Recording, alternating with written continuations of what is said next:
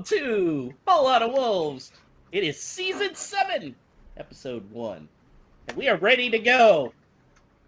I'm Joshua Buckley. Joining me is co-host from Baltimore, Danny Paletti. Oh, good morning.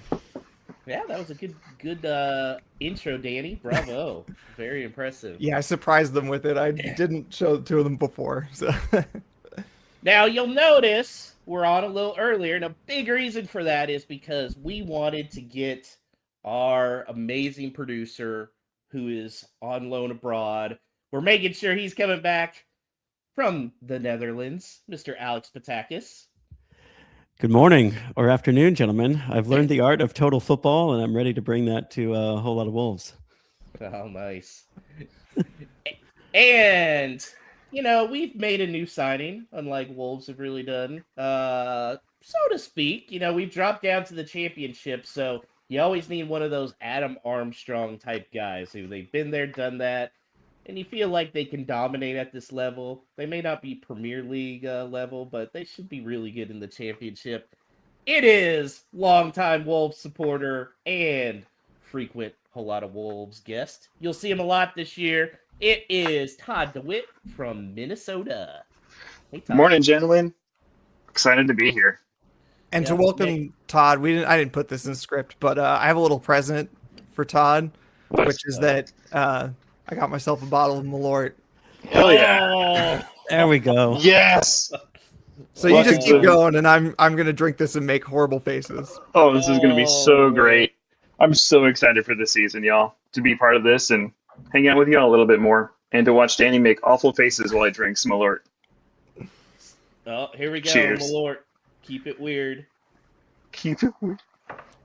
Look at it. He took it like a man. Handled well, yeah. Like a man.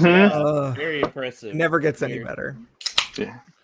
So we've got a lot to cover, but first we're going to talk a lot about a few things that are a little different with the show this season. As I said, you'll notice the schedule. We're on earlier. This is going to be, you know, more of what you're going to see with the show. Reason being, this is a good chance. Get people who do listen over in England and overseas involved. For you California people, it's not while you're on your way home. You can get on before the NFL, especially this fall, and interact. And just make sure and set notifications. We'll also do a really good job of letting you guys know through social outlets when the show's going to be on, when you can send in no stupid questions. Another place we can do it, Danny, is we have launched a Patreon page for our 7th season. Tell us a little bit about it. Yeah, we've sold out, in other words. This was an idea that was long in coming, and I think not so much, definitely not to monetize particularly. I don't think any of us were a fan of the idea of trying to make money off of this. This is definitely something that we do just out of the love for the game, by which I mean being able to put out our horrible takes onto the internet. But just as a way to cover our extremely meager costs, which is why the memberships are only $2 a month. For those who are special at math, they will know that that's no more than $18 for the entire season. And so it's really just, if you want to throw us a few bones to help us cover our basic costs for reaching a wider audience on the internet, then you can do that. And also to create a little bit of community, because what comes with that is mainly access to our Discord. And Josh is gonna go over all the perks, of which there are not very many. Yeah, the Discord is obviously the big one. We're trying to really build that USA Wolves community, and also give a chance for our friends that are overseas to get to see and interact with a lot more of the American Wolves family. The Discord's really fun. We've been using it now for a couple weeks, had a few early joinees. We talk about everything from Wolves, transfers, but also we've been talking a lot of beer. We've been talking movies. Danny's been dropping some Lord of the Rings knowledge. We've been dropping polls. For instance, this one was good. Which was the Mexican lager go-to? And it was Modelo one. I said Dos Equis dressed, but Modelo was the winner. So we're having fun there. We'd love to see you guys get a chance to interact. It's also a good spot where you can tell us stuff you want to see on the show. Also hit up No Stupid Questions that we'll have in there. So that's the big thing. We're also going to have some members only episode. These are going to be kind of fun, off the wall topics, maybe some USA shows, maybe Euros when they come up.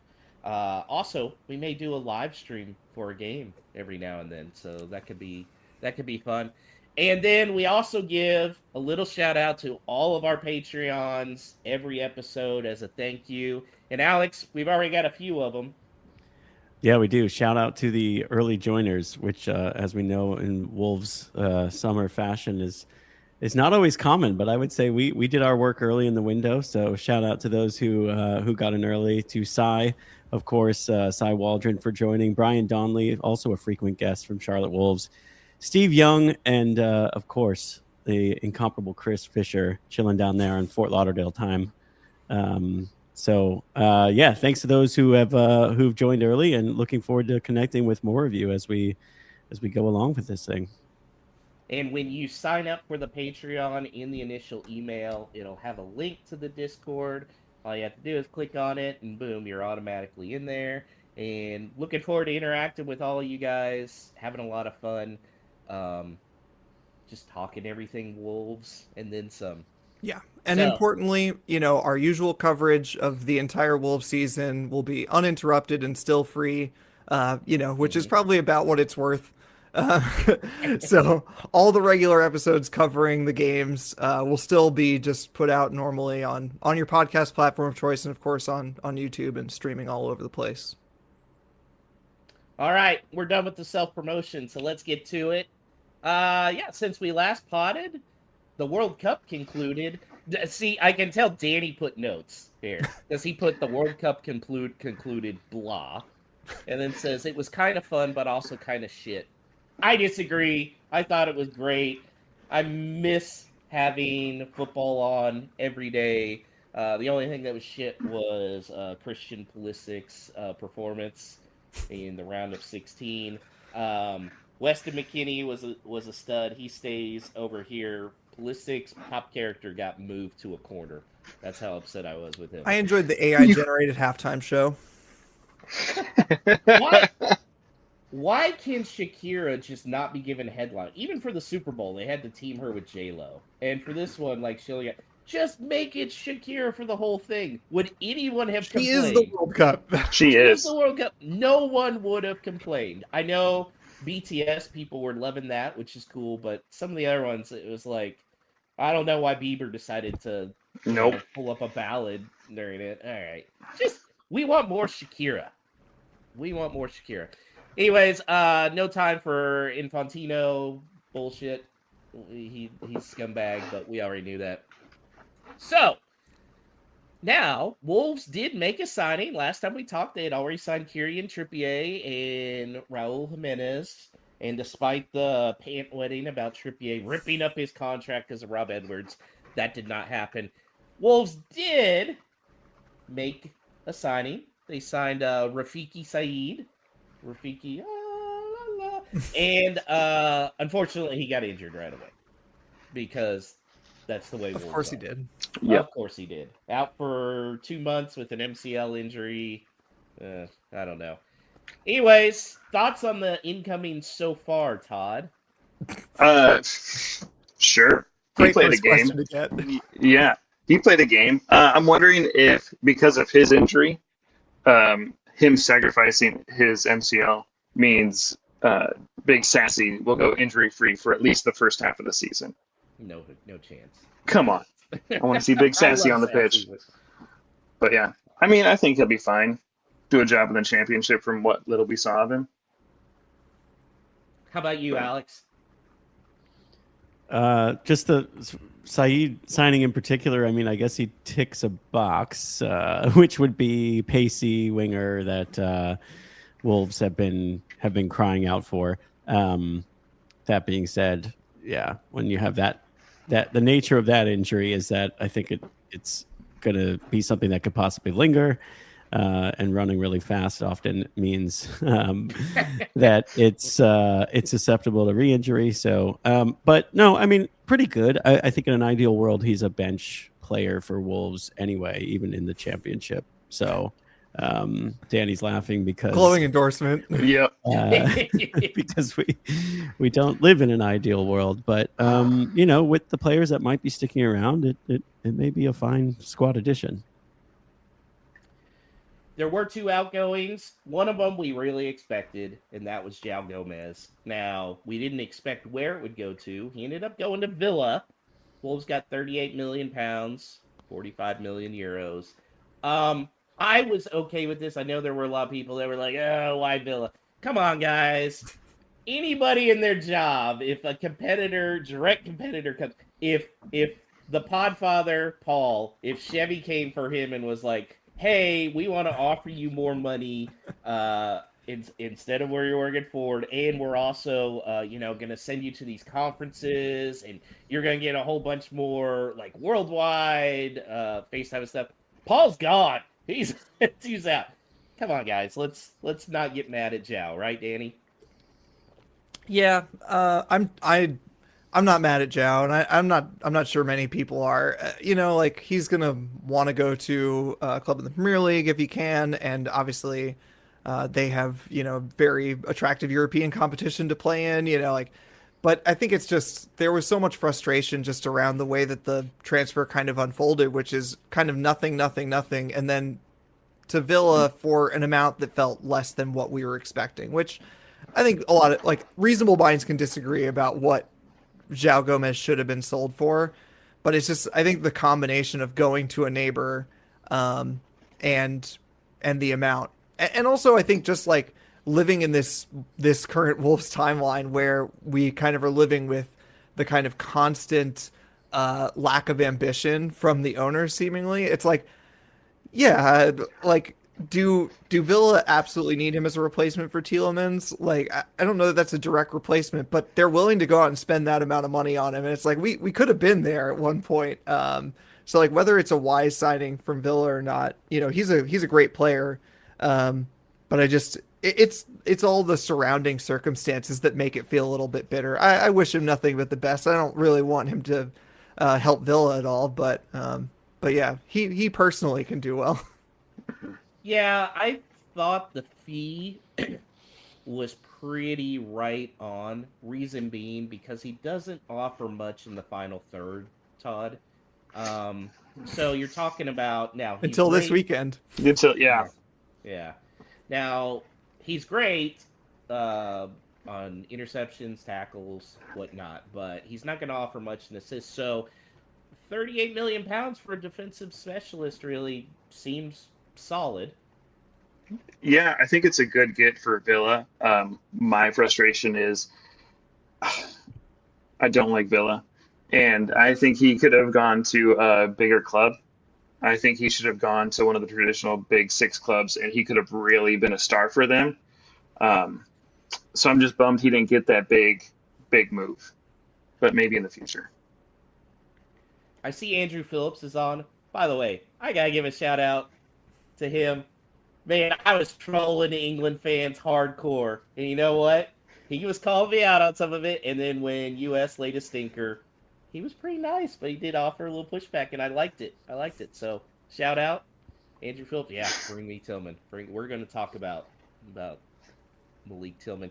The other move, Alex, Tolu is now playing in your neck of the woods after he apparently caused practice to stop because he just sat in the middle of the practice field. Yeah, he did. I think this is a good job by Wolves. I think moving him on to a club that makes a lot of sense. He's now here in Amsterdam for playing for Ajax. He was on their bench today in what was the opener of competitive play of Eredivisie play. They won 2-0. I'm trying to see, scrambling to see if he actually got in the lineup. And he did. He got 27 minutes and got an assist. So I'm sure he'll have a high output, and we'll all laugh at how he's super productive in the in the Netherlands. But overall, yeah, solid. Get him out of there. I mean, this guy's been a bit of a problem. He fits a profile that Ajax has been looking for, which is just a big, true 9.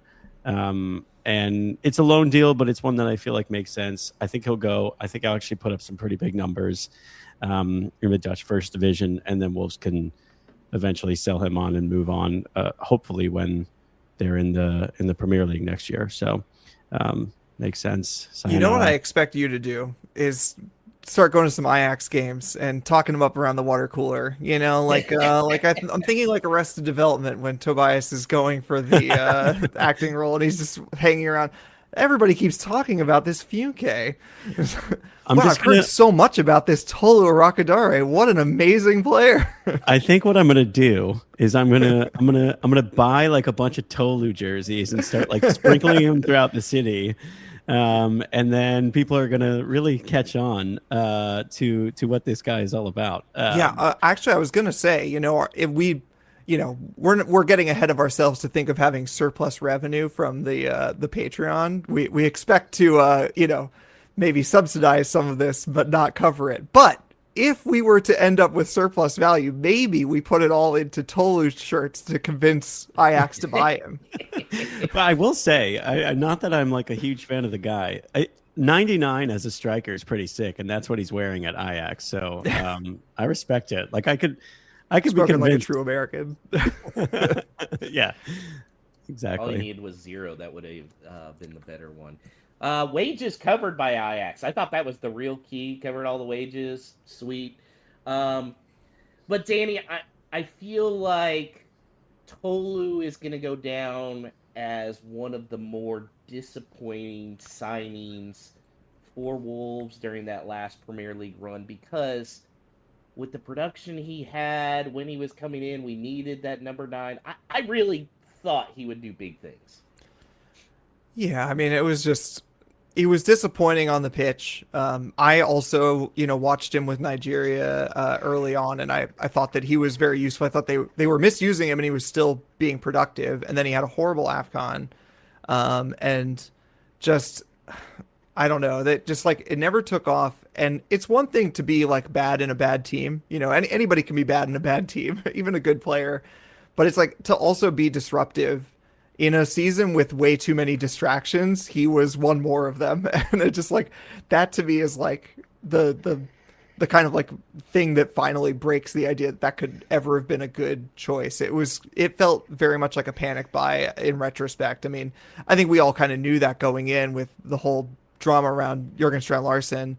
But it just, the more it dragged on through the season, the more it just felt like, yeah, this was our only chance to get someone in the case that Strand-Larsen left, and then he didn't, and then he left later, and it just, what a mess. Yeah, not gonna. Good window, Danny. It was a good window. I think I have that media queued up here. Really need a soundboard with this. Good window. Yeah, good window. Good window. Fuck you. Jeff Shee, man, terrorist. Absolute terrorist. Dine out on that forever. Yeah. Okay. Other than that, transfer news, very, very limited. I'm not too worried, Todd, especially because I feel like it's not like we're waiting for some huge name like we would be if we were a Premier League squad. Look, we're going to get championship level guys, so I feel like we have to wait for the dominoes to fall up top before they start filtering down, right? Yeah, it is a little worrying that we haven't heard many rumors going about, and granted, part of that is just us being in a different league where the coverage of rumors isn't as much as it is in the Premier League or some of the other top divisions. But, we were just linked with Jordan James and just kind of waiting for him to kind of make a decision, it sounds like. Which I think will be a good get for us. But yeah, I'm not too worried. I think right now we've got a pretty solid squad as long as everyone stays healthy to finish in that top 6 at least. Yep. How about you, Alex? Feeling okay about lack of transfer rumors? I am. I mean, Wolves have been buying championship caliber players in the Premier League for years. We've been gearing up for this. We have a loaded squad. No, I think of all the seasons that we hear Wolves leadership describe why it's a difficult summer to get business done early, I do feel like a lot of those excuses right now are valid. Wolves have a bloated squad of players they want to get rid of. I think the World Cup complicated that. I think a lot of those players probably were at the World Cup. And overall, I think like if the season start, I mean, competitive play started, but like if the transfer window were to end and close right now and the season started, I would still be very confident that Wolves will be in a position to earn promotion or finish this year in the top 8 actually in the playoffs. So I think I feel good about it. Like, it's a different lens. Marshall Monetzi might have been like public enemy number 1 in the Premier League when he was clearly like out of his depth, but right now he's like clearly going to do a job. And if he's still around, great. I don't think anyone would have anticipated for Lopez staying. Now all of a sudden we have this attacking midfielder kind of player who we feel like is going to contribute tons of goals and assists. That we weren't really banking on. So I think going into this summer with the idea that there was going to be this dramatic rebuild and clean out of all of these players, of course we would have wanted more than the signings that we have right now. But as you watch them play and as you watch them look somewhat committed to Wolves and excited about the new direction that we're heading under Peixoto, that I think that changes the narrative. There's still needs, don't get me wrong, and I want more squad depth, but overall, I think we're in good position. Yeah, so speaking of Fer Lopez, after he scored again in the Carabao Cup, I put a poll on Discord. Danny didn't get a screenshot of it, which I say boo. The choices were, how should Wolves react when Celta Vigo calls asking about Fer Lopez, because they seem to do it. I said nonstop laughter, hang up and block the number, or just fart in the phone. And it was a unanimous just fart in the phone. Celta Vigo, who's like, oh, we can't afford it, we can take a loan. No, go away. You can't have him. I was one of Fer Lopez, the signing, a harsh critic. I still think last year was not the time to do it. We needed actual guys who could be productive, but he looks like a stud. I want to just say something on that, is that like I think that's a good point to be brought up, is that I was also like extremely skeptical, not of his ability, but just of the deal.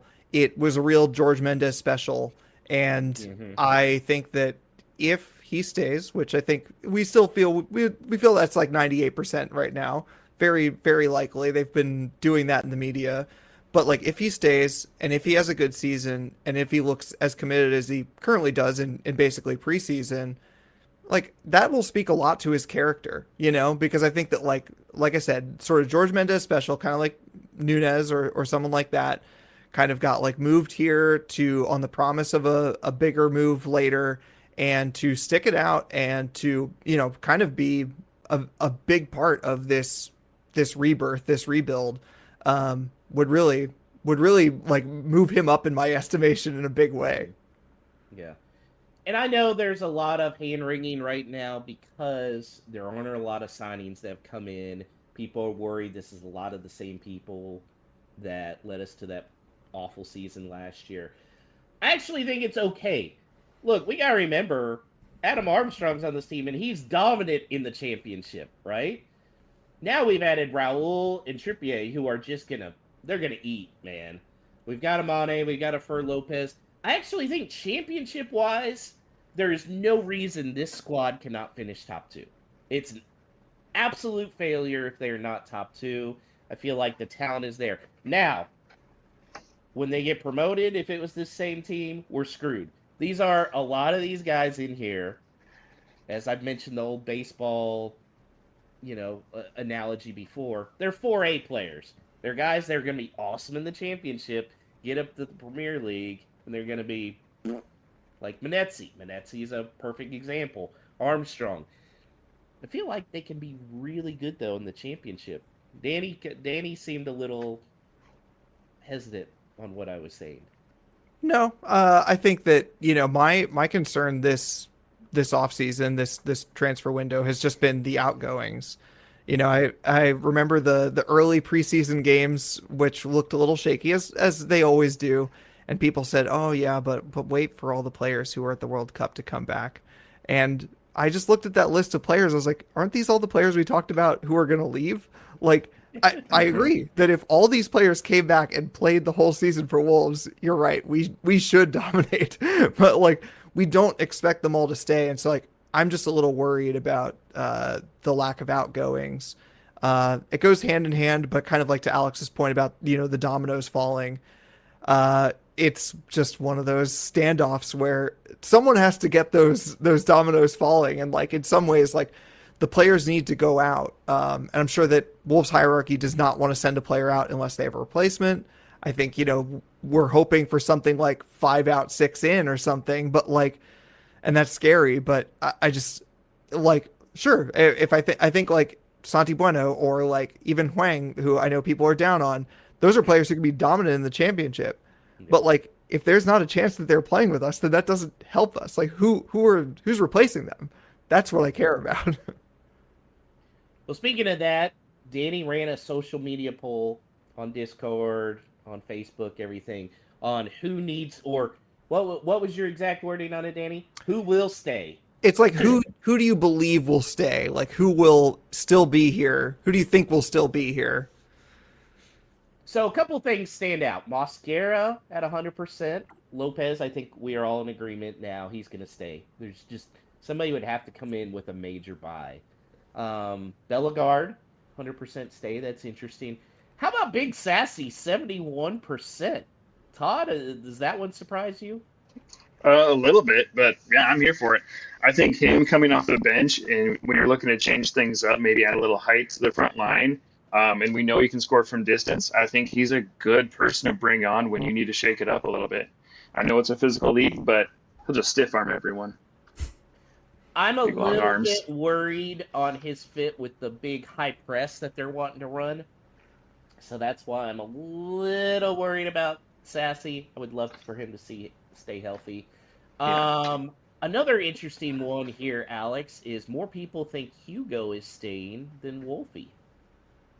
Yeah, I think he should as well. Like, I think Wolves should do everything they can to keep him. I think he's a versatile player, and I think he adds more going forward than Wolfa does. I really like this kind of like Iberian young trio of him for Lopez and Rodrigo Gomez. I think all willing to run, all willing to do work on both ends of the pitch. He's always been someone that I feel like puts in a pretty good cross.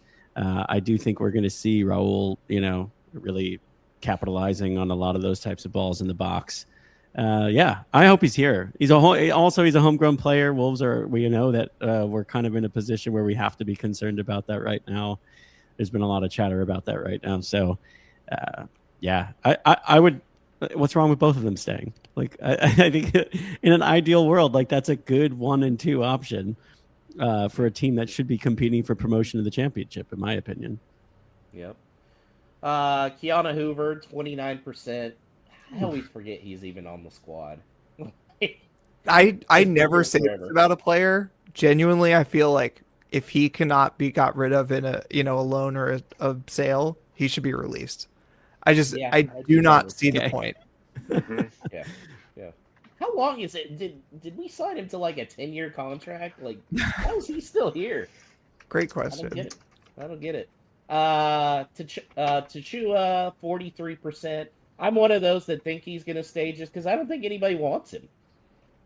Dan? It's not just that. I mean, we'll talk about it in one of the following segments, but who has come on when Trippier's gone off? Or Rodrigo on the same side? It's Chachua, not Lima. So, I mean, like, I know Lima seems like a more fun option, but I don't know that he's more trusted than Chachua. Perhaps to our dismay. I think with Lima... Oh, go ahead. I think with Lima and Chachua, like, Chachua doesn't excite me. We know what his ceiling is. With Pedro Lima, like, he's going to grow. He's going to mature. And I think what better person to learn from than someone like Trippier, who's experienced and knows both the Championship, Premier League, and Europe competitions. Like, he is just a great mentor for this young kid. Yeah, he's going to be awesome. Krejci at 29%. That tracks. I hope what they do with Krejci is just a loan. Just a straight loan. I worry that they may have to put in an option for a buy, but I hope it's a high figure. Because if we get promoted, we're going to want guys like Krejci coming back in, Todd. Yeah, absolutely. I think we know his quality, and when we get promoted, if we get promoted, that's right. Win. When we get promoted, I think having his talent and his skill, as we've seen, will come in a little bit. He's just a little bit more skilled than, Mascara, but yeah, he'll be good. Yep. Sai says, "Don't treat this as negativity." Oh, we will. I'm suspecting we'll see more outgoings than incomings. I'm going to bet 2/3 signings. 2 to 3. I assume he 2 to means. 3. Yeah, 2 to 3. I think that's actually pretty solid right there because Fosun's gonna be trying to recoup some of those lost income by getting relegated.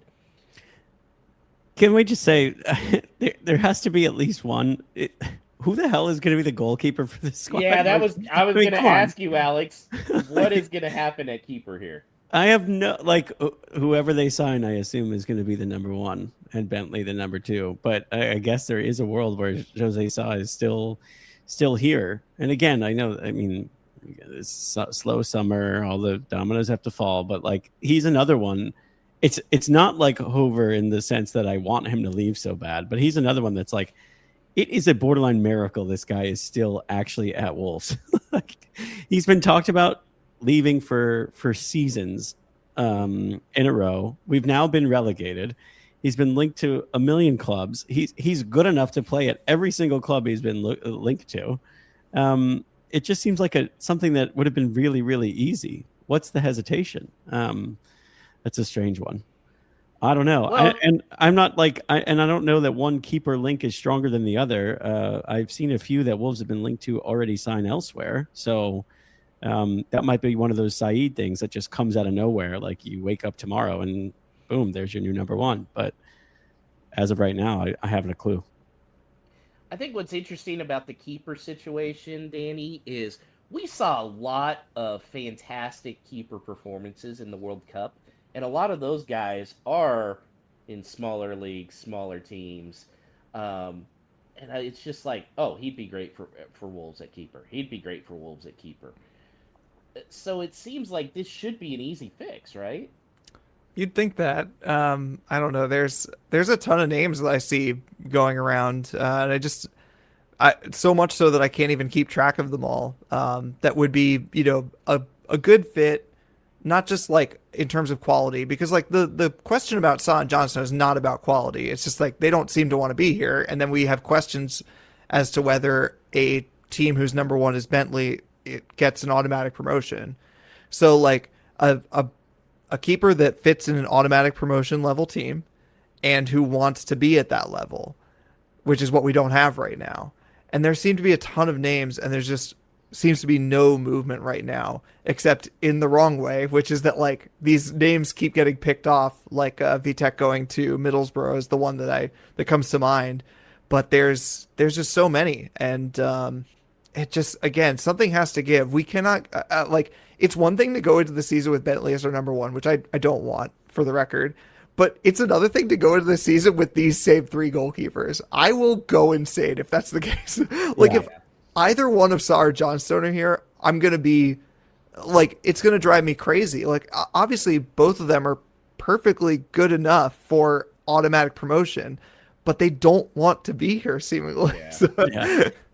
And I would also just add that I'll admit, I haven't seen enough in the preseason to really say with confidence that the way Peixoto wants to play doesn't suit them. But I did see a lot in the Port Vale game, a competitive match, of Bentley passing the ball around in his own box. And this is something that we've been through many managers now. And every time we talk about building out from the back and distribution, it's always used as one of the main reasons that Wolves want to move on from Sa. So if we do have a new style and we are going to play a certain way, I would also like to finally have a bleeping keeper who's like somewhat comfortable at that. And we don't. We just have the same three guys that we've had the same conversation about, like Danny said, for years now. I was all wanting Matt Freeze. That was my guy. Bringing a youth. And then, the World Cup Belgian happened. game No. happened, and I don't want him anywhere near Wolves. Holy cow! That guy's career with the U.S. men's national team is over after just completely whiffing on it. Just absolute disaster. Who are other than keeper, Danny? What is a position you think Wolves really need to bring in? I mean, it's got to be okay. So, two answers, I suppose. I'd say in general a winger, especially with Saeed being injured, but also given that I think we're going to see a lot of movement with center backs going out. I think probably a center back will have to come in to replace. Like you'll send two out and one comes back. Like Krejci goes on loan and Santi goes permanently, and then you bring one back, just in terms of having enough backup. I guess you could also say a midfielder. Again, Jordan James is kind of the big name that's been floated out there. I think that like it's dangerous to read too much into the preseason where like this kind of Andre and Munetzi or Andre and Tommy Doyle based on circumstance is what we need. But I think that there's space there to upgrade. So if I had to pick one of the three, it has to be winger. I think we still have a lot of people who are kind of playing like not quite in their natural position, including like Rodrigo Gomez and Pedro Lima have both played winger. That's not where they normally play. Maybe they can do it. That's fine. Mane also, I think, has been effective out on the left wing, but also we know that he tends to like to play more centrally, but that's going to be Fer Lopez territory. So there's just like a lot of kind of ill-fitting pieces. So I think like a winger who can work very well with, especially Raul Jimenez, to just get him 20 goals this season or more. That's kind of the objective right now. Man, Alex, if only there was like some super fast winger that was available on a free who could just launch some stuff to Raul in the box. That'd be great. Yeah, maybe with some experience in England. Yeah. Who may think- care about the club. I think he wants a salary that is beyond what we're willing to pay at the moment. Yeah. Todd's regretting committing to this podcast. Raul's not tall enough to head in one of those ballooned over crosses. But this is good for your Big Sassy campaign, Todd. That's true. Bring him in. You know what? I change it. Bring in Traore. Yep. Here you go. Adama Traore, our king, needs to come back. I don't think it's going to happen, but if it did, should I dye my hair, Todd? Absolutely. Alex? Head to toe. The hair? Yeah. Head to Warranted. Oh. No, we're Let's do it. If Adama signs, I'll dye my hair. Oh, wow. And there we go. That gives Todd a reason to root for it now. And maybe that ends up being a Patreon perk, is you get to choose the color. Ooh. You get to choose. No, it'll have to be blonde. I mean, because that's what he goes with. Maybe not platinum blonde like Raul did, but, blonde. Yeah, we can do that live for Patreon. Josh getting his hair dyed. There we go. If that isn't worth $2 a month. There were some preseason games. Wolves went 3-1 with them. 1-0 win against Maidenhead. 2-1 loss against Real. 2-0 win against Doncaster. 3-0 win against Racing. Anybody stand out for you, Danny? I mean, it has to be Fer Lopez to me. I think Mane was bright, especially during the early games, but those games were so kind of messy, as early preseason games always are. That it's hard to take much from them. Like that, the goal that he scored at Maidenhead was kind of just like classic, like individual brilliance in a not very good game. But once Fer Lopez came back in, I think he was a sub against Doncaster and scored. And then of course he played most of the game, I think, against Santander, and then he played the full game in the Carabao Cup. really impressed me. I mean, that was when I think obviously our Discord just getting started and saying like there's got to be player of the season for him if he stays, just because he's going to be in that tier of player like Raul Jimenez and Kieran Trippier, in my opinion, that like look too good for the league. There may be other players who have very good seasons for them. Rodrigo Gomez might have a breakout season. Mane might have his breakout season. But, like, I don't think there's a world in which Fer Lopez doesn't look too good for the championship. I agree. Yeah, completely agree. Speaking of Fer Lopez, let's get to the Carabao Cup. A lot of us were predicting smaller victories. Instead, it was a beatdown. I mean, Wolves won 3-0. That was the score at halftime. Really could have been up by a lot. I was not overreacting whatsoever at all by the time that third goal came in. All I said was, Wolves are winning the Premier League this year. I don't know how, because they're not in the Premier League, but Caesar's going to find a way. Right, Todd? Absolutely. He's going to pay off the powers that be and get us to the Premier League and win it all. Wow. Yep. Don't you get automatic promotion in the season if you win the Carabao Cup? Yep. If you win the Carabao Cup and you're in the top spot in the championship at the halfway point of the season, automatic promotion, and then you go into a playoff for the whole entire Premier League. New rules. Yeah. Yeah, see? This sounds like something that Josh would propose on a show to make everyone that's not from the U.S. hate him. But I actually am kind of excited about the idea about a mid-season promotion and mid-season drop. Yeah. Now Wolves would be like in League Two if we did mid-season drops like the past few years, but fun idea. You get a whole case of Carabao is what you get. Wait, so can we stop there? Because Danny did send a picture on the Discord of an actual Carabao. I've not met a human who's ever actually consumed one, but that was bait.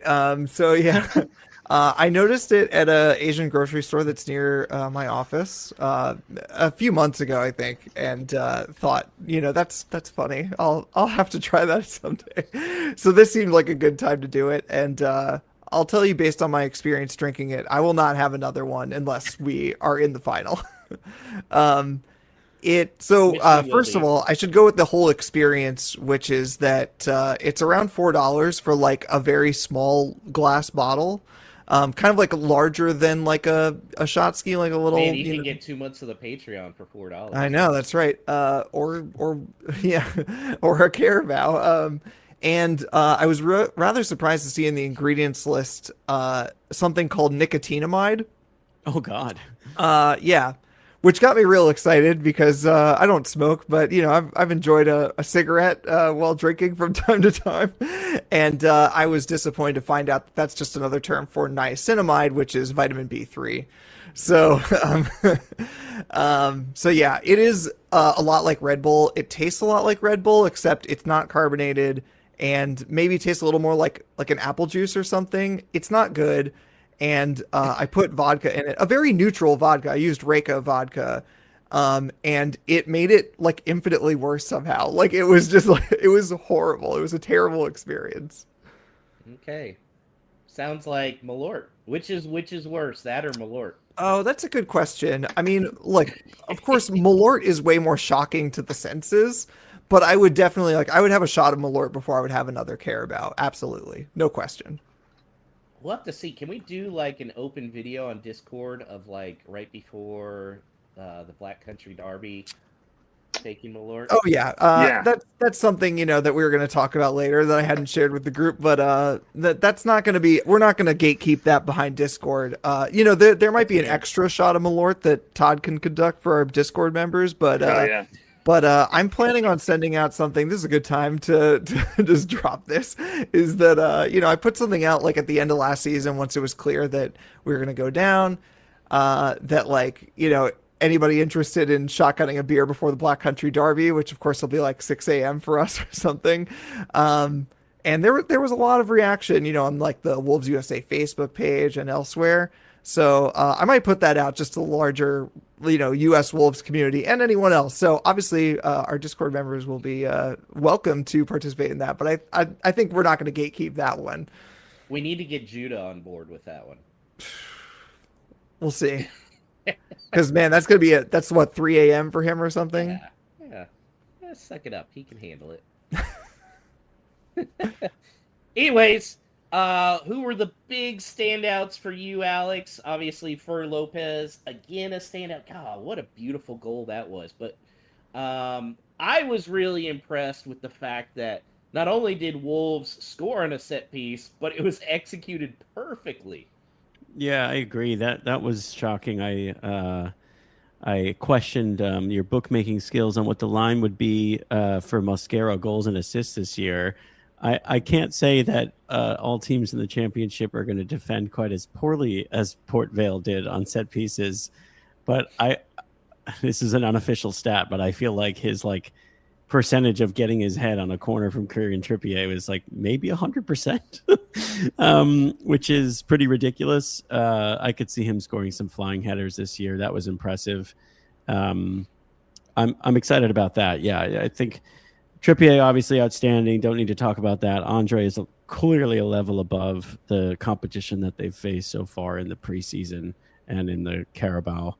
But yeah, Fer Lopez to me has to be the undoubted number one. And then also getting a taste of Adam Armstrong not at Premier League level, which is kind of nice.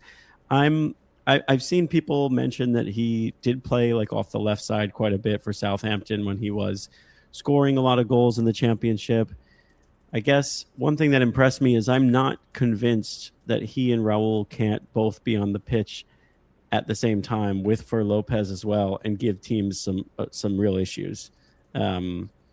It's nice to see him comfortable at the level that he was at, and I thought his goal was really well taken. A little underrated how seamlessly he was able to reposition his body and slot that ball home with his right foot. So as a player who was generally absent all of last season, Adam Armstrong is he's back in our good graces as well. So he's a 4A player, guys. My friend came over to watch that, Edgar, who everybody's heard about, and we looked at each other when he scored that, and we just said that's why you get Adam Armstrong.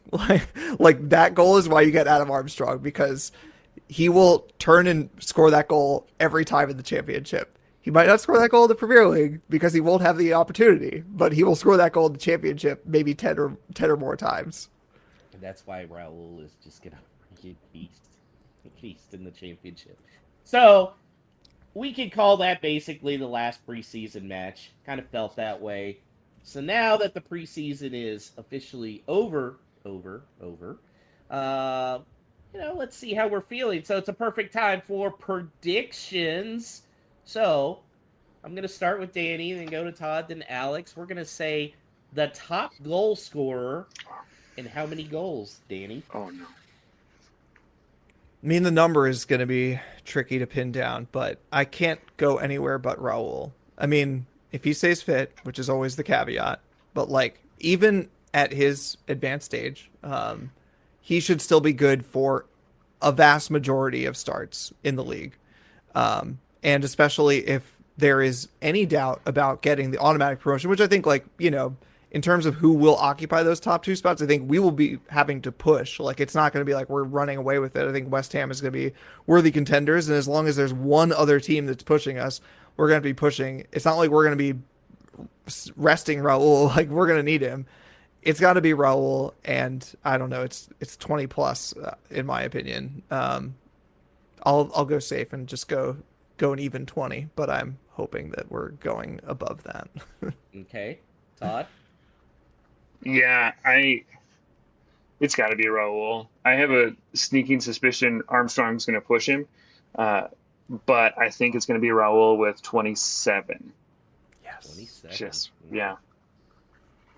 Alex? Yeah, I guess I'll go somewhere in between there. It's definitely Raul's the pick. I think it's definitely worthy of a high number. I'll say 24. I think Fer Lopez is going to feast on assists, which I think is going to be great for his value. Looking ahead to next year, I think he's a really technically gifted, instinctual player, and we're yet to see him really play much with Raul, who is exceptional at being in the right place and a striker's instinct in the box. So, let's say 24 goals, Raul Jimenez. The record for goals in the championship in the modern era is 43 by Mitrovic. Okay. That's a Yeah. lot of goals. He was a insane. monster. Yeah, and I imagine he played a lot more than Raul was going to. They were very reliant on him. Yeah. Yeah. I could also see a world where Raul is just like pushing for the golden boot in that league with Jared Bowen. Like him and Jared Bowen should both be scoring like mid 20 something goals. And there might be instances where Wolves, look at us getting out ahead of our skis, where Wolves are up like 3-0 and we're like, all right, take Raul off. And he's like, I'm not coming off because Jared Bowen's like 2 goals ahead of me in the race for the golden boot, right? So let's hope so. No. Hopefully they push each other to drive those totals up. Yeah. So, of course, I'm going to go Raul with 44 goals. Wow. Damn. Let's go. Damn. 44, wins the Golden Boot. Just even more of a legend. Player of the season, Danny. I mean, I got to back up what I said earlier and say Fer Lopez. And it's going to be tough. Obviously, if we get automatically promoted and we think Raul's going to score a bunch of goals, even if he doesn't hit the numbers we're talking about, like, I mean, like when you're talking about like a fan poll, like it's probably going to be Raul regardless of what happens, just because of how beloved he is. But in terms of like a general, like if it's you're asking the supporters of the other teams, I think I'll say Fer Lopez. But you run into the same issue. It becomes a popularity contest. But I think like in terms of breakout and in terms of being too good for the league, and they'll say, well, he's not going to stay with a promoted team. I think that's going to be Fer Lopez. Okay, Todd. I'll say Raul. Okay. I think regardless, he's like written in stone at this point. He's going to be player of the season. Alex?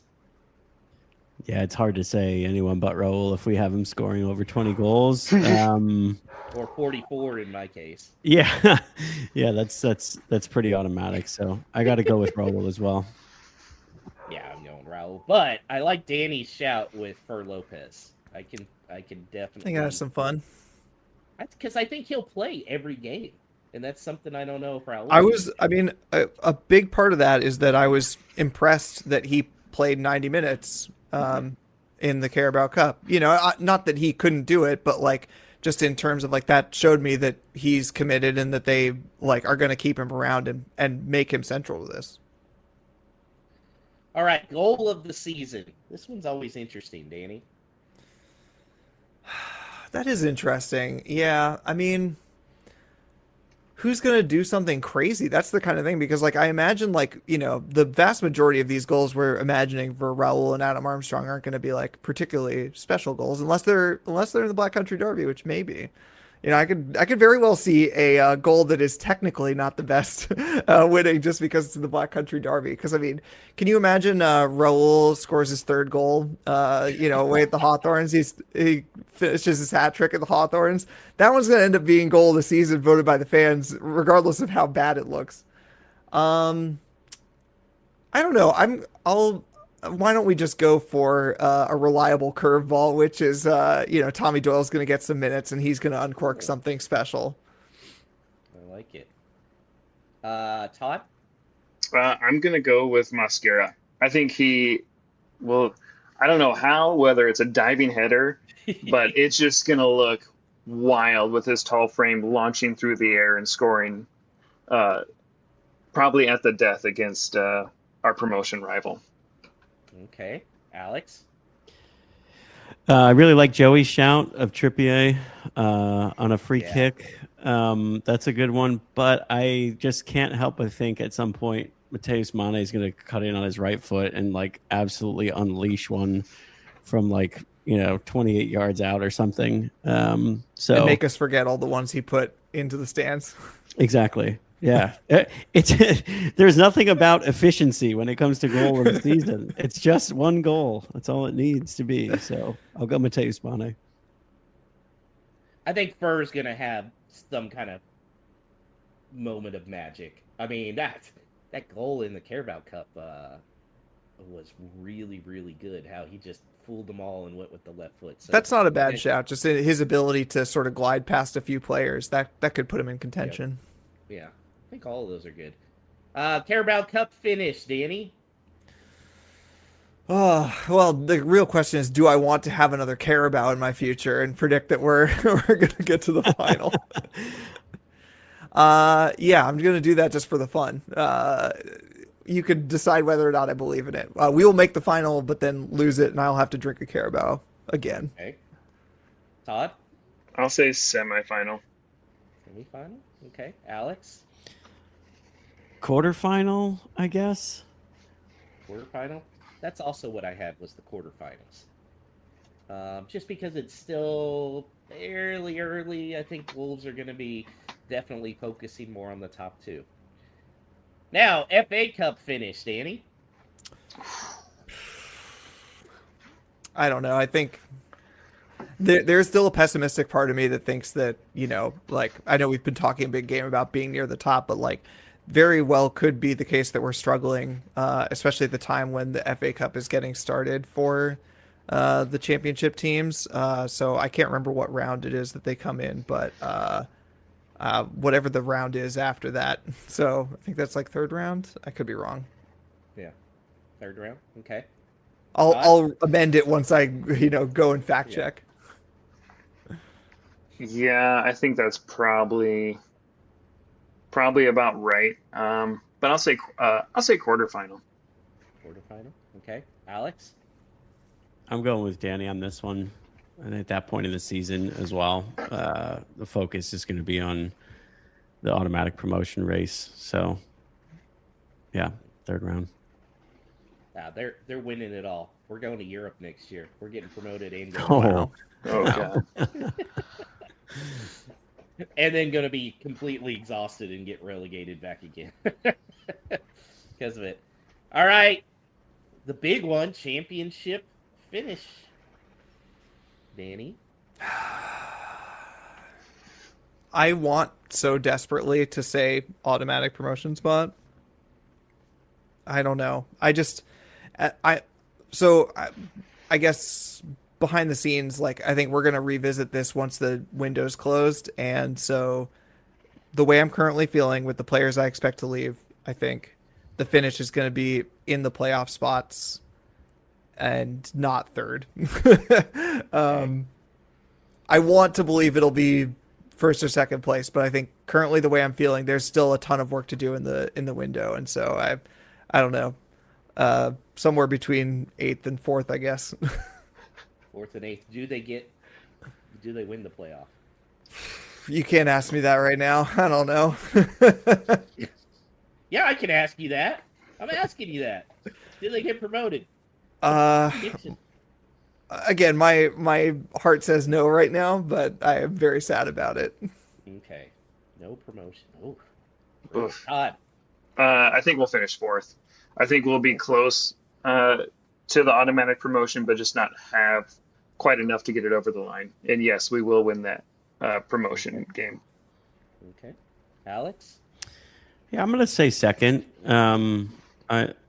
I'm optimistic. I also think, some of what we talked about with this window, like of how would Wolves be if we just went into the season with this squad.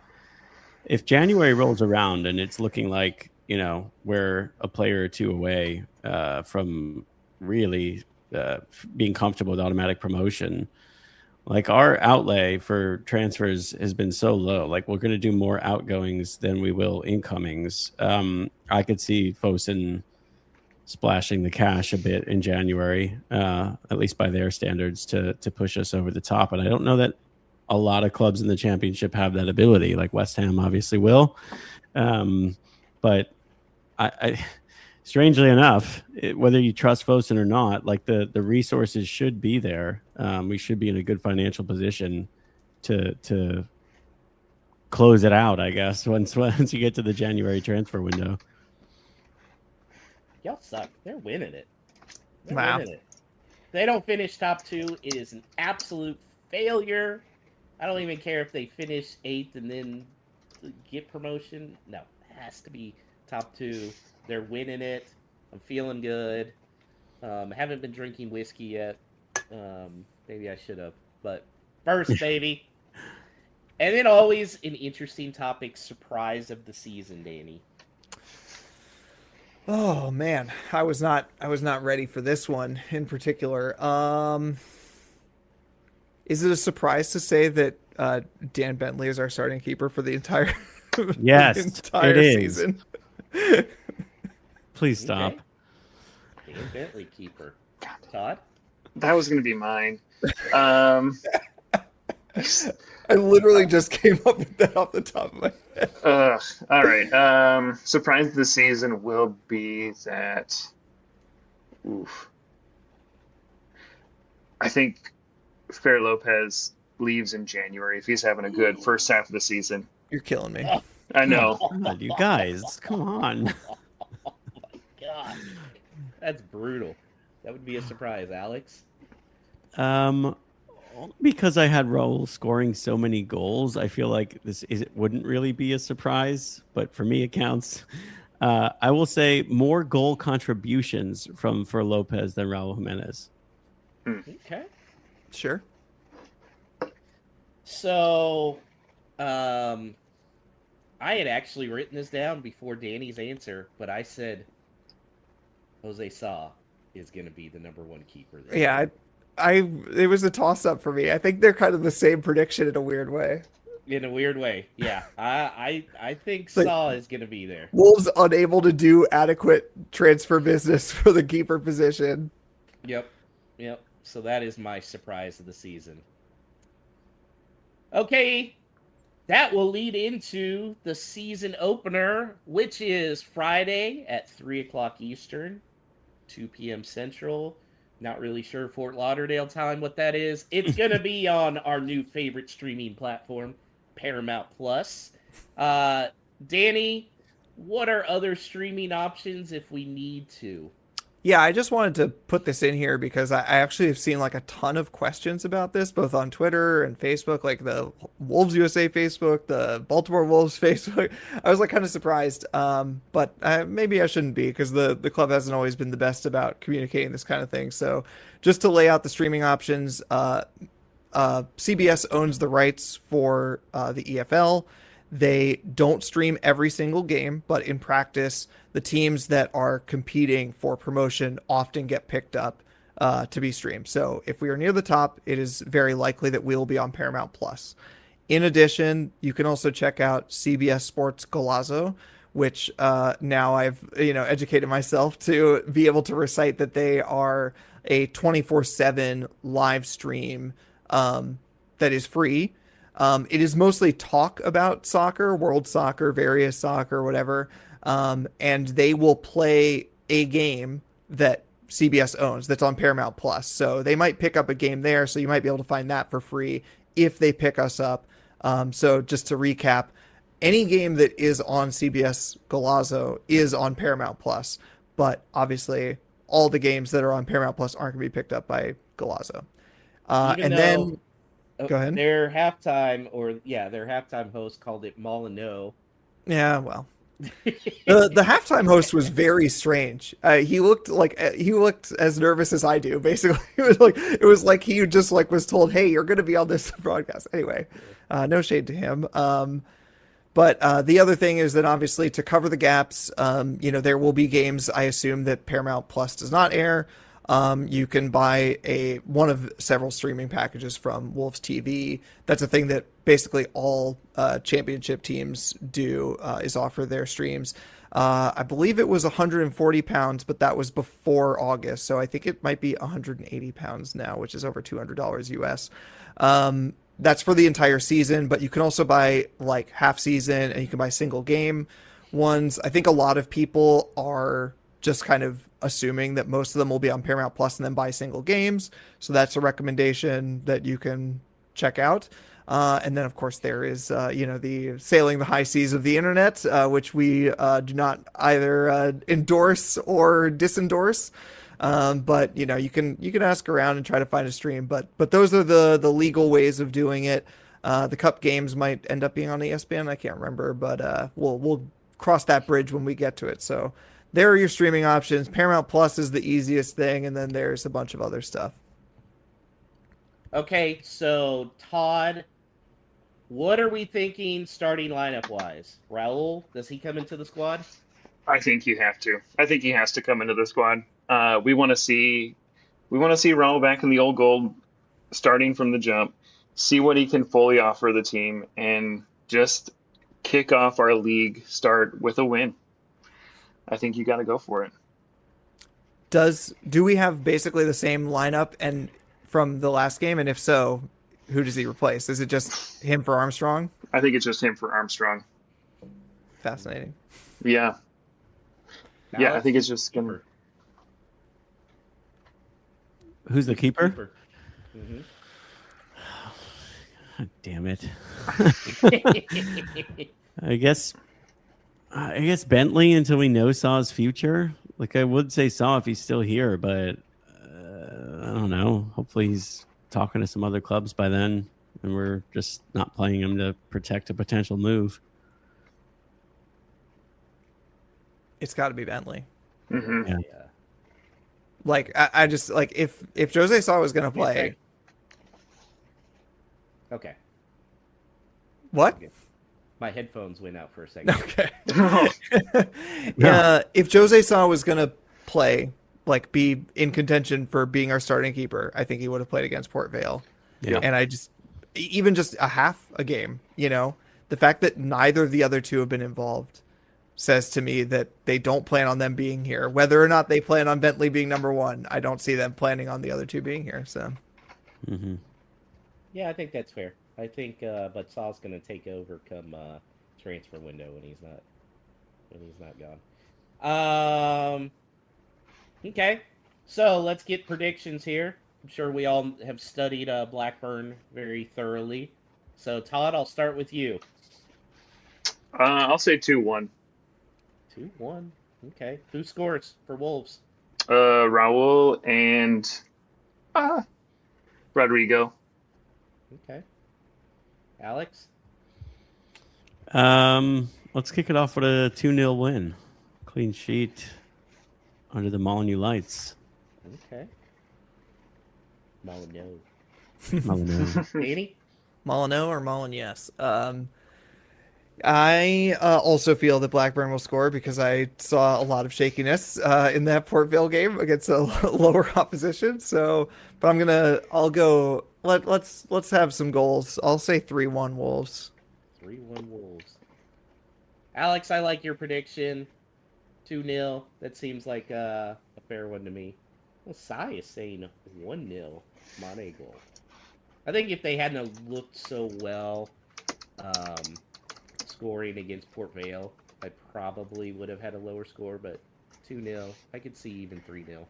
So. All right, guys. You have been waiting all summer for it. It is No Stupid Questions. That's right. It's the return of No Stupid Questions, the time of our show where you, the listener, can ask anything about this wonderful club that is Wolverhampton Wanderers. You can email us at wholelotofwolves@gmail.com. You could, of course, reach us on X or Twitter at WLWpod. For those of you who have joined the Discord, you could always put your questions in there. We have quite a few of those to get to. And as well, you can always put your questions right here in the chat on the live stream if you have them and they come up on the spot. So let's go with Drew Freakin on Twitter, who starts us off with, of Krejci, Santi, Sasha, Hwang, and Sa, who would make the biggest impact if they were to stay? What do you think, Josh? Krejci. I think Krejci would really calm down that back line if he stays. But I don't think he will. Danny? Yeah, I think... He wants to say Hwang. I know it. I mean, yes and no. I think, he suffers from the problem of a lot of our forwards, which is that I think he doesn't quite fit the system. I think I think he's way too good for the championship. I'm not going to shy away from that opinion, but yeah, I don't know. There's a lot of traffic up there. I think, yeah, I have to go Krejci. I think that's a very good player who also presents some flexibility in terms of playing a back two or back three, also playing in midfield. I think that that probably helps us stay solid against in the iffier games. So, Todd, I'm going to say Wang. I think even Nice. though he doesn't fit the system, and as much as I don't think he'll stick around or necessarily want him to, I think him coming off the bench to just run at some tired legs and be physical, I think would be a great asset to have in the championship, especially when you're looking to push for promotion. Yeah. Nice. Let's go to Andy Phillips on Twitter, who asks directly to Josh, saying that, Josh, you've appeared to have done very little to secure Malik Tillman's move to Wolves. Could you please explain why? yeah, I just want to add to this. I copied this into the show notes, but Andy, you don't know what he has or hasn't done. You just know that it hasn't been successful. So explain yourself, Josh. Man, I have to be realistic. Malik Tillman, Weston McKennie, they don't want to come to the championship. Now, if we were in the Premier League, you better believe I would be pounding the table, offering a testicle for Tillman. That seems fair, right? There was about 2 minutes where I was really like hoping that I would see some rumors about Yunus Musa, because he kind of needs to move and he didn't make the World Cup squad. I just felt like this would be a good. I think we were linked to him once. It was pretty tenuous, but like, he's a player who I've always admired. And in terms of U.S. players, I think that would be really fun to have him this season. But I've literally seen zero rumors this summer, so we can say that ship has sailed. Yeah. I mean, I am surprised you haven't seen Balogun as a option for EPL teams, because I think with how physical he is, he'd be really good. Obviously, I want no part of Dest over here. Arfston going to Middlesbrough. Arfston sucks. Sebastian Berhalter wasn't a bad signing for 1.5 million. I mean, he's not. That's a good get for Middlesbrough. Yeah, I thought so. The only one that I would feel like would be our level right now that we could get would be Alex Freeman. But we already have like 18 right backs, so we don't need another one. Yeah. So I think everybody else, unfortunately, God, I would love Malik Tillman would freak in. I think he'd be a great EPL player as well. Yeah. But he seems more comfortable in Germany. But yeah, I get testicle for Tillman. Let's go. All right. Nothing but Neto on Twitter. Would our transfer business to this point be any different had Rob Edwards stayed? I mean, I thought this was an interesting question, because there's kind of like this idea that like I've seen floating around on Twitter, which maybe is where Adam got this, which is that like, maybe Rob Edwards had these ideas about this whole rebuild, shipping out a bunch of players, getting in these players, like real championship players. And that was part of the reason why, Fosun decided that they wanted someone else. I don't know how much I buy into that. I'm not saying that Adam does necessarily, but I think that like there's something to be said for the fact that it's like, okay, we got in Cesar Peixoto. That means we're on the Mendes train, and so far we have gotten nothing out of that, which I know there's a whole thing, but like, but I just, I'm not sitting here wishing we had Rob Edwards because of the transfer window, but at the same time, it's just been like, what a quiet transfer window. I know it's a World Cup, whatever, but I think a lot of us felt like this team needed such an overhaul that like, even with the World Cup, even with all the challenges, I expected to see a bit more movement. Mm-hmm. Yeah. I guess the obvious one is I don't know, we would all be on this like for Lopez hype train, because I don't know if he would end up staying or not. I mean, it may have nothing to do with the fact that we took one of George Mendes's guys, but it does feel like, if anything, that's the make good, is that we get to retain this player in exchange for taking his manager. But yeah, and I guess the other thing would just be that Kieran Trippier wouldn't be quietly stewing about how much he feels betrayed with Rob Edwards leaving. Right. Talk about a load of shit. I mean, this guy, Trippier, is like, all he's doing is saying all the things we've wished like anyone would say about Wolves for a really long time. Can we just please give him the captain's armband? Yeah, enough with this. Absolutely. Let's have poor captain bullshit. I Like- understand Cody's been here for a while, but come on, man. Yeah, And we're gonna put a pin in that. That's got to be on the next episode because I wanted to devote a whole like segment to that, but I would end up talking for 15 minutes on it. So. Yeah, and in a world where Krejci somehow stays, like, are we in a situation where club captain Toti Gomez is also not getting on the pitch again, or is Krejci playing in the midfield? Like, it's just the most obvious. We finally have an obvious, easy captain. Like, can we please just do it? Anyway, yeah, we'll talk about it. We'll talk about it another time. All right, let's get to some of these no stupid questions from our Discord. The generous patrons have chimed in with a couple of good questions. Let's start with Size, who says, how many goals does Raul need to score to justify renaming the Steve Bull stand after him? So, Josh, you have that 44. Is that so? Specifically, I want to put in that's context. I believe that Cy, as a British expat, is really trying to get us Americans into trouble here, talking about renaming the Steve Bull stand. Yeah, I think he could score 50 with like scoring 10 against the shit in the 2 games. And I was gonna say it only takes 3 goals. Do it in the right game, and it might happen. Okay. Yeah. Yeah, I think he's gonna have to like score close to 44 goals and be one of the biggest reasons why West Brom get relegated to even consider like renaming that stand. Yeah, we could name something else after him if we ever actually do work to Molyneux. Ball's in your court, Nathan. Steve Young asks, when Wolves aren't playing, this is a great question, will you be watching more of the Championship or the Premier League? I was asking myself this question on my long journey home when I realized I'd consumed like 0 EPL preseason hype. Do I even do a fantasy league? So are you guys going to be like studying the film on the other Championship clubs, or are you going to be like locked in, City versus Liverpool? I'm going to be watching more Championship, I think. Especially working from home, knowing I can have him, I'd like to at least know. Because otherwise, I'm just going to be predicting Wolves 2-0, 3-0 every match. Because I don't know. So yeah. By the way, can we talk about how Manchester City is going to be the unofficial team of U.S. new fans after Erling Haaland's love affair? Yeah, great, awesome. Yeah.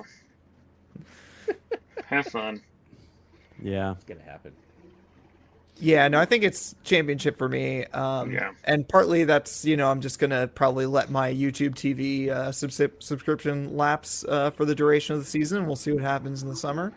And then also it's like obviously it's nice to like get acquainted with a bunch of teams I don't watch normally, but also, I'm seeing it as also a nice opportunity to listen to some podcasts that I tend to like gloss over during the season. Obviously, we're busy with this podcast and I'm watching the Premier League already, but there are some great ones out there that cover the Premier League. And for me, especially like the local guys to me, Drunkard United football show, I'm a big fan of those guys. And so that's, to me, going to be almost more fun is like, I'll be down here, I'll be watching the Championship, and now I can finally like actually listen to their show and get caught up on the Premier League as opposed to watching it all the time. So there's a silver lining there.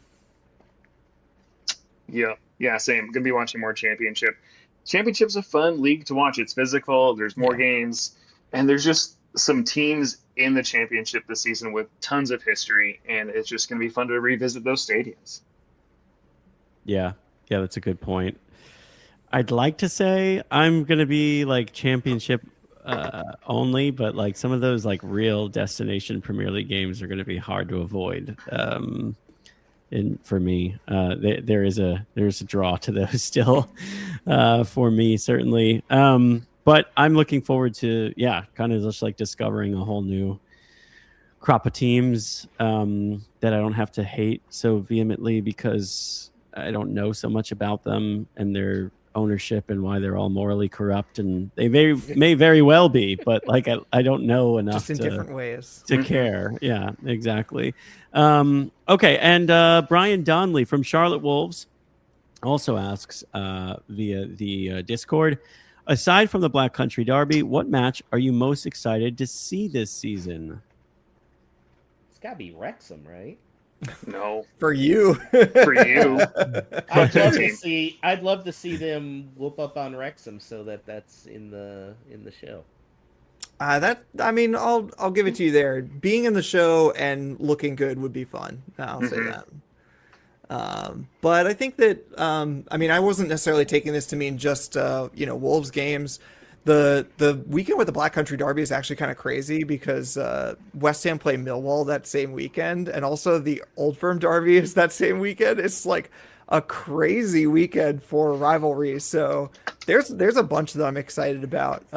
So yeah, I think, and then I'm kind of curious what goes on with the Middlesbrough one. Obviously, now that Rob Edwards is gone, like it's weird how that was like for a second we were like, oh, what a crazy game that's gonna be, and now it like who cares? But now they have a bunch of Americans, and I don't know. It feels like it's gonna be a weird game regardless. So those are some scattered answers to that question. Yeah, I'm weirdly excited about the Swansea fixture. One of my coworkers is a big Swansea fan, so it'll just be good to get together with him and actually watch a game with our two teams. And then Millwall. Our former captain, Danny Bath, just transferred to Millwall, and it'll be good to see him back at Molyneux or just mixing it up with Wolves. Yeah. Yeah. There's one more that came in for Todd. Yeah. Oh, dovetailing nicely, in fact. Oh, yeah. All right, Todd. With all the early kickoff times, Cy wants to know, will a pregame alert have to move to a postgame shot? No, absolutely not. It's always pregame alert. Always. I feel like the rule for this season is like pregame alert. I know Danny said the final, but I feel like we kind of are obligated to do like a Carabao bomb. Oh, For every Carabao Cup game with the vodka Carabao for all of those. Easy for me to say where the time is only 1 hour different for me as opposed to crack of dawn tequila sunrise days like we did in the Black Country Derby back when I was in New York. Yeah. Anyway, Good times. So many fun things to look forward to. I have to say, I'm quite excited about this journey. New kickoff times, new bar for me. There's my local Irish pub in my neighborhood here in Amsterdam has one kind of like sad TV in the back corner that just will show all the games that get moved. And Wolves have gotten moved a lot. So it's like the Sky Sports Championship games that are on TV are always on that TV. So it's just going to be like me in the back corner while the rest of the world enjoys like all the really high quality football. But I'm excited to make that corner mine. Yeah. Stay tuned. Perhaps we'll have Amsterdam Wolves popping up soon. Need to find a few Mexicans to join you. Yeah. Now with Raul being back, hopefully. By the way, I just would have never thought right before the first kickoff of the World Cup, Wolves are being mentioned. Like, how great was that? As far as I know, the first club team that was mentioned on a World Cup broadcast. Yep. Wolves World Cup. Now the first two games, right? Like our goal output was we were in the lead. Yeah. Yeah, pretty impressive. That's all for No Stupid Questions. Thank you to all of our generous patrons on the Patreon and joining in on Discord. Thank you to all who have joined the stream and to all who chimed in on Twitter/X. WLW Pod is where you can find the show's handle. Get us there. Or, of course, email us wholelotofwolves@gmail.com. Great. Well, before we head out, little more sad news. We just wanted to acknowledge the passing of two figures associated with Wolves over the summer, and in different ways also associated with those who follow the club from abroad. Phil Parks, of course, legendary Wolves goalkeeper in the 70s, passed away this week. He had over 300 appearances for Wolves. And, if you watched that documentary a couple of years ago, he was part of that team that came over to play in Los Angeles in 1968, which is sort of, the catalyst for some of the modern soccer that we have here in the U.S. But also this summer, we lost Wayne Devaney, who is a longstanding fixture in the club's Worldwide Wolves network, sort of unofficial face of the Worldwide Wolves lounge on match days at Molyneux. So a lot of our followers will have crossed paths with Wayne. Among many other contributions, of course, he was instrumental in making the Field of Dreams game happen, which is where some overseas supporters were invited to play on the Molineux pitch, usually near the end of the season. I know a ton of people who have participated in that over the years. Wayne has been closely connected to, especially the U.S. Wolves fan base, but many, many, many others. And we know that he is and will be sorely missed. That's going to wrap it up for our first show of the new season. We are so excited to be continuing to cover Wolves from across the pond down to the championship, and so grateful to all of you who continue to follow us wherever you are. Just one last little plug for our Patreon. Of course, this is something new we're starting this season. If you feel like throwing us a couple bucks a month to say hi to us in our Discord and, fool around in there and hear our even worse takes than we give on our podcast, then we'd be happy to have you. If not, of course, all of our coverage of the Wolves 26-27, hopefully automatic promotion campaign will still be available all for free. Thanks, as always, to Alex, who's producing from across the ocean. And now I also get to say thank you to Todd DeWitt and the Blackheart Ultras up in Minnesota for joining us this season. And finally, thank all of you in advance for helping us grow the channel by hitting the like button. Subscribe to the channel, giving the podcast a review, telling your befuddled friends and relatives about us and about that great club that is Wolves. And as we always say, and as Podfather Paul taught us, up the mighty Wolves.